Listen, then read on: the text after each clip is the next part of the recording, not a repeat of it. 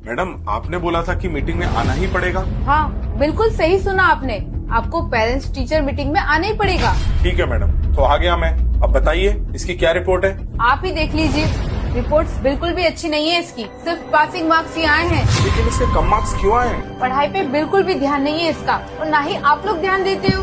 देखो मैडम, मैं और मेरी वाइफ हम दोनों वर्किंग है। एक्चुअली हमारे पास टाइम ही नहीं है। हम लोग ऑफिस जाते हैं, फिर घर के काम और फिर इसकी स्टडी भी। और आप अभी देख लीजिए, मेरी वाइफ ऑफिस में इतना बिजी है कि वो आ भी नहीं पाई। अगर आप वर्किंग है तो उसकी ट्यूशन लगवा दो ना। कम से कम ट्यूशन में पढ़ेगा तो उसका फ्यूचर तो सिक्योर होगा।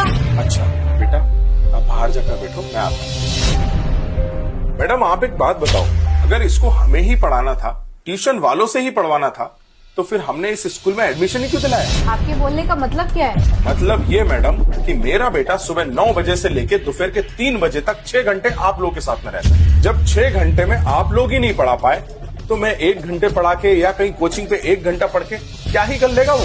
देखिए, मेरा मतलब वो नहीं था।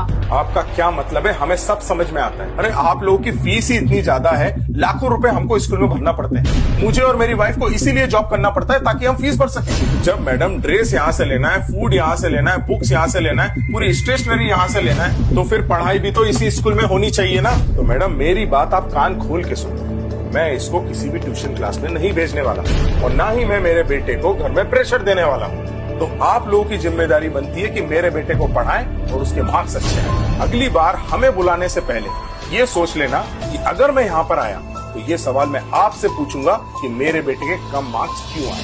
सो madam, I hope you understand my point. This line is not for only my son, this is for all the students.